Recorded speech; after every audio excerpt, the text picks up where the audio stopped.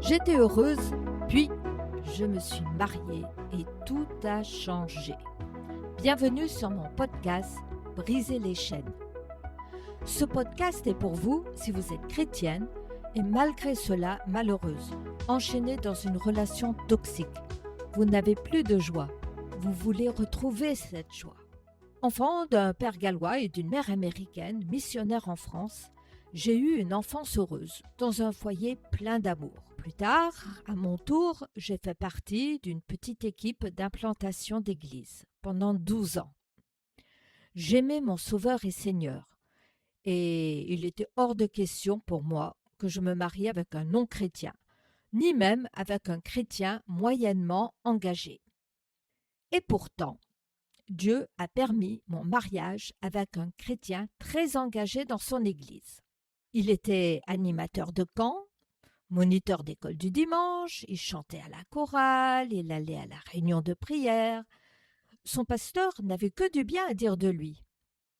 Alors, quand on se voyait, on passait toujours un bon moment dans la prière.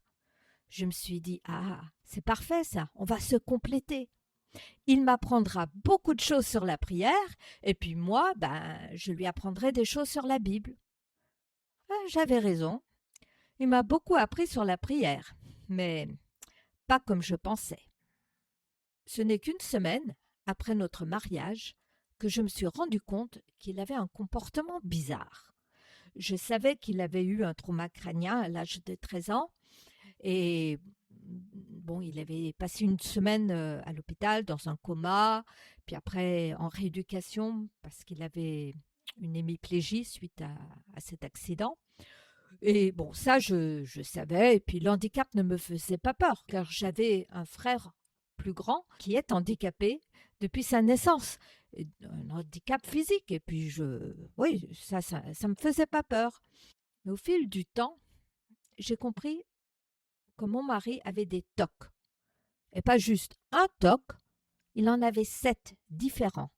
Et en plus, il était narcissique. Le monde tournait autour de lui.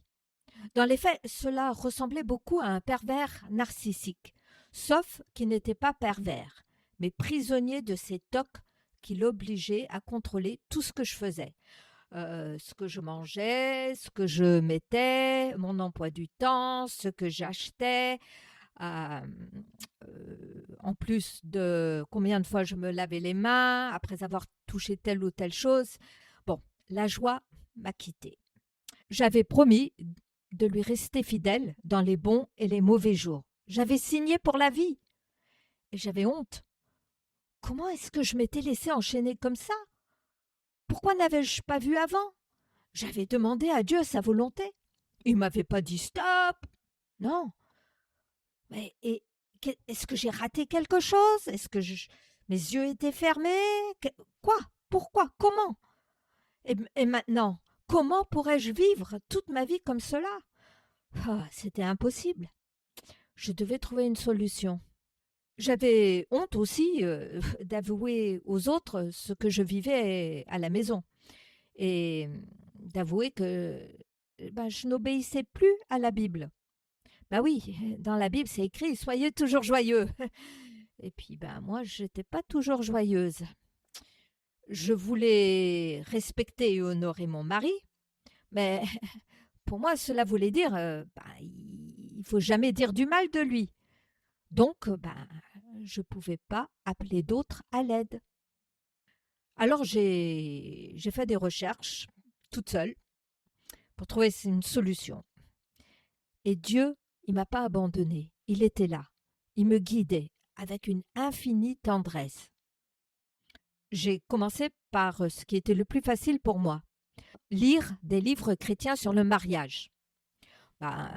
J'étais missionnaire, j'avais des livres sur le mariage, il y en avait à la bibliothèque de l'église, mes parents en avaient, et c'était en 97.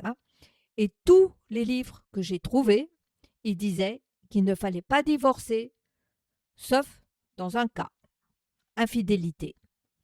Ou j'en ai trouvé un ou deux qui parlaient de maltraitance physique, si on était une femme battue. Moi, j'avais toujours dit à mon mari, je ne serai jamais une femme battue. Tu me touches, je pars. Et seulement moi, je ne savais pas que la maltraitance psychique existait. Alors, je me suis mise à lire des livres de psychologie.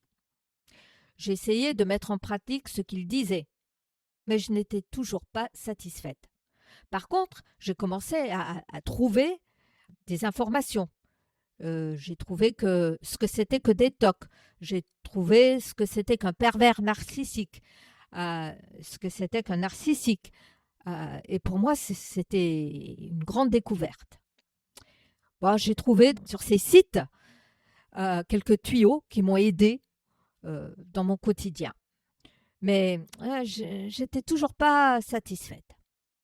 Alors je me suis dit, bon, tu vas retourner à l'essentiel.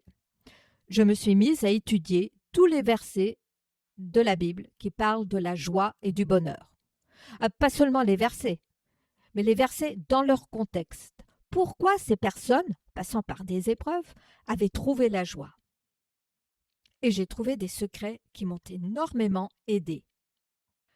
Et dans ce podcast, j'aimerais partager avec vous des découvertes et des vérités que j'ai trouvées pendant que je faisais ces recherches. Je vais vous parler de passages de la Bible, je vais vous donner des bouts de mon témoignage. On va faire venir des intervenants aussi qui vont rendre témoignage ou parler d'un aspect de mise en pratique, de tuyaux même psychologiques que j'ai trouvé. Parce qu'après tout, celui qui a créé l'homme, c'est Dieu. Celui qui a créé la femme, c'est Dieu. Il nous a créés corps, âme et esprit. Il sait exactement comment nous fonctionnons, comment nous réfléchissons. Et donc, la psychologie, c'est des hommes, des femmes qui ont étudié comment notre esprit, nos pensées fonctionnent. Donc, on peut s'en servir, c'est aussi un cadeau de Dieu. Alors, je voudrais aujourd'hui juste... je n'ai pas trop le temps maintenant pour développer un sujet particulier, mais je voudrais quand même vous laisser avec un petit tuyau que j'ai trouvé sur un site de psychologie et j'ai trouvé ça hyper pratique. Alors, c'est le sourire. Savez-vous qu'il est impossible d'être triste et de sourire en même temps? Quand je dis triste, c'est avoir des pensées tristes. Je ne croyais pas que c'était vrai. J'ai essayé. Alors, le sourire, c'est une action qui utilise des muscles. Et cette combinaison de muscles que nous utilisons envoie un message au cerveau et lui dit « Tiens, apparemment elle est contente, donc je vais créer les hormones du bonheur. » C'est physique. Et le fait de sourire, même si c'est un sourire forcé, ça fonctionne. Je l'ai testé, ça marche. Voici ce que j'ai fait. L'endroit où j'avais le plus de mal de contrôler mes pensées, c'était au volant de ma voiture. Souvent, je ressassais ce qui n'allait pas dans ma vie, comment sortir d'une situation sans issue. Je tournais en rond et je me décourageais davantage. Alors, lorsque j'ai découvert cette astuce, j'ai pris la résolution de toujours sourire lorsque je conduirais. Et incroyable mais vrai, ça marche! Je me suis donc mise à scotcher des smileys sur le volant de ma voiture pour me rappeler de toujours sourire, ou au-dessus de l'évier, lorsque je faisais la vaisselle, qu'il fallait peut-être que je sourie. Enfin, j'en ai mis un peu partout.